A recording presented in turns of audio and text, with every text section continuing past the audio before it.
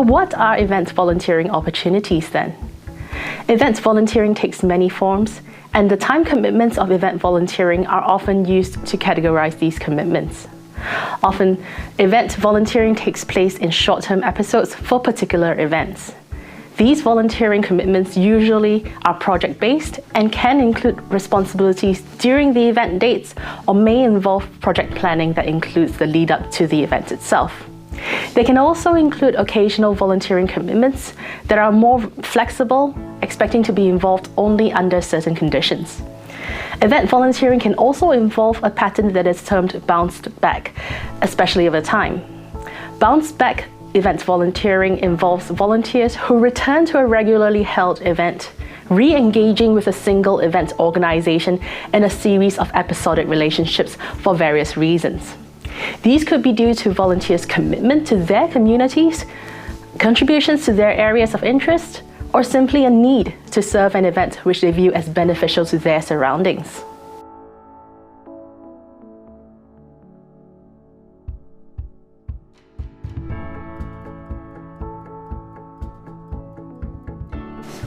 There are many forms of volunteering, and within the volunteering literature, special event volunteering is often cited as a typical form of episodic volunteering. Episodic volunteering, as the name suggests, involves volunteering in discrete episodes for specific roles and limited times. However, not all event volunteering is episodic, and situations may sometimes be more complex when you differentiate between core and non-core event volunteers. Core volunteers are those who make greater time commitments, typically over a longer period. These are volunteers who often assume organizational, managerial, or governance roles within the event organization. Non-core or rank and file volunteers largely work only during the delivery of the event, which would fit the description of episodic volunteering better. These volunteers often take up operational roles at events, such as being ushers and ticket takers. They primarily volunteer during the event itself, but are also sometimes required in the immediate build-up and shutdown or tear-down periods.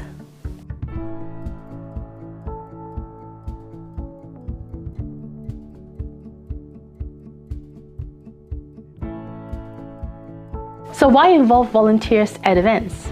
Involving volunteers can be in the form of committees that spearhead and establish events, particularly those which are passionate for the particular communities they serve. Volunteers are also an extension of the workforce, expanding the number of people that can be called upon to contribute to an event's success. The ability to involve more volunteers who may also possess a range of customer service experience means more attendees' needs can be met with a broader level of customer service. The opportunity to volunteer is also beneficial to the creation of community spirit that can give volunteers a sense of satisfaction and a stake in the development of the communities that they are concerned with. Volunteering is also a means by which volunteers can develop skills, such as the aforementioned customer service skills, that can be transferable across communities and are valuable for the volunteers themselves. Involvement of volunteers can also mean a broader spectrum of people whose time and financial limitations can be overcome through volunteering, encouraging a broader diversity of attendees. Volunteers can also contribute to an expansion of the event's reach, contributing to positive word of mouth and greater awareness of the event itself. And lastly, from a broader perspective, the falling volunteering rates in Australia creates a gap which event volunteering can partially fulfill, which is to get volunteers to give of their time to causes or events they believe in, thereby reintroducing belief in the ethos of volunteering, which can be transferable to other non-event forms of volunteering. But what are the potential downsides? Well, because volunteers are generally not considered a professional workforce, they can be seen as irregular or unreliable, and it can be difficult to make demands of unpaid workforce. There are also professional standards such as confidentiality, which cannot always be enforced.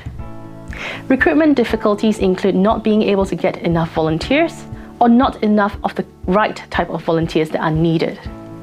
There are costs to the organization of involving and managing volunteers as well, in terms of time, resources, and supervision.